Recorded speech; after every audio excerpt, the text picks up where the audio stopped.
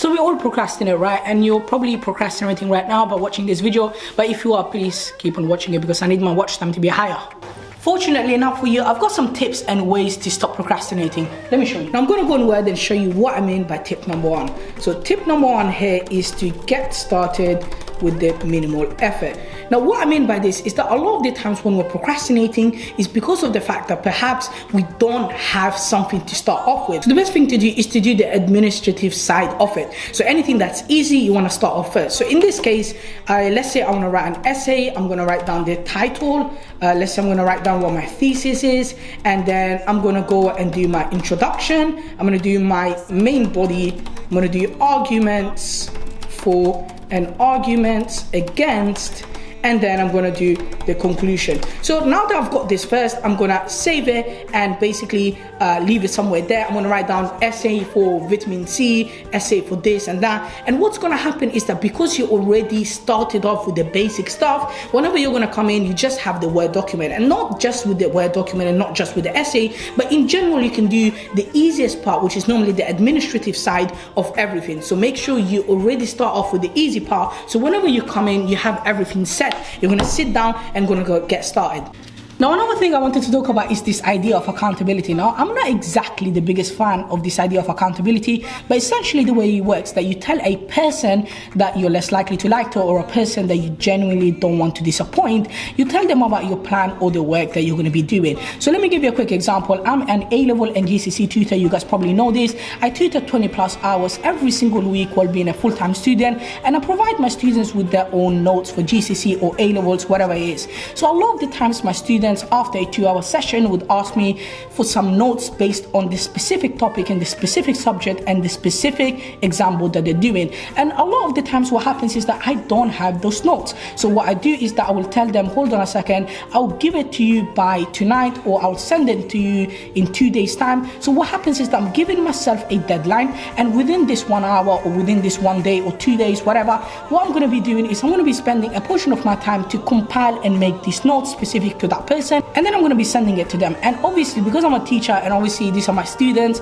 so you kind of want to look good in the eyes of your students. So I'm obviously not going to be lying to them. And also one other thing that I've done is that I'm most likely not going to procrastinate, because I have told them that this is their day, I'm going to give it to them, and they probably need it for the revision, so it'd be a good idea for me to give it to them early. Now for tip number 3, I'm going to say go to a place or an environment, or be surrounded by people in an environment where you're less likely to procrastinate. So right now here in this room, I'm literally by myself. I've got all of the tables, all of the chairs, all of the computers, got my laptop, and whenever I come here, I'm probably going to be doing more work than, you know, just going to a different place, like going to a room where people are there, or for example just at home, I'm probably going to be procrastinating more. So change away your environment, so you're more likely to, whenever you enter that environment, you're just more likely to do the work. Now for example, one example I would give is, for example, going to the gym. So when you go to the gym, you know you're going to get that workout in, whereas whenever you're home and you're trying to get those workouts, like home workouts,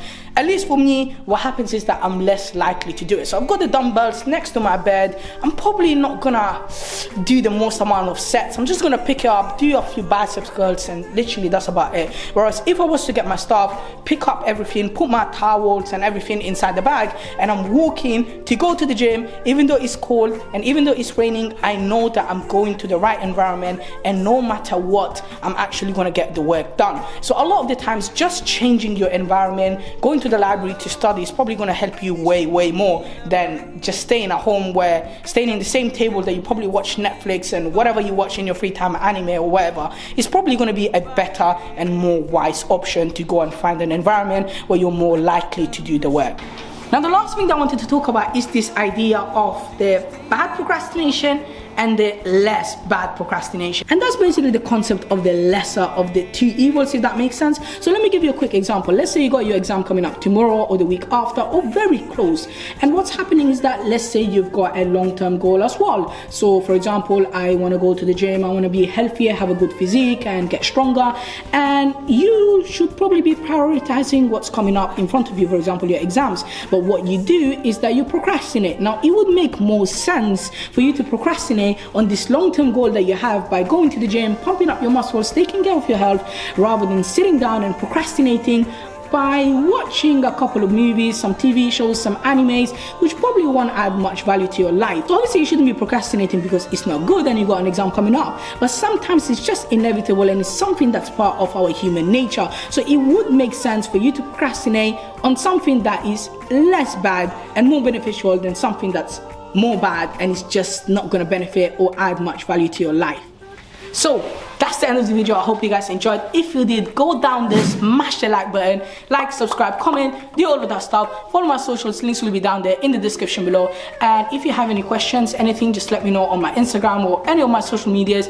Again, I hope you guys do well, and I hope you guys just stop procrastinating as well. Maybe I should go and do something useful as well. But as usual, I hope you guys enjoyed, or most importantly, I hope you guys benefited. I'll see you in my next video, and until then, take care and assalamu alaikum wa rahmatullahi wa barakatuh.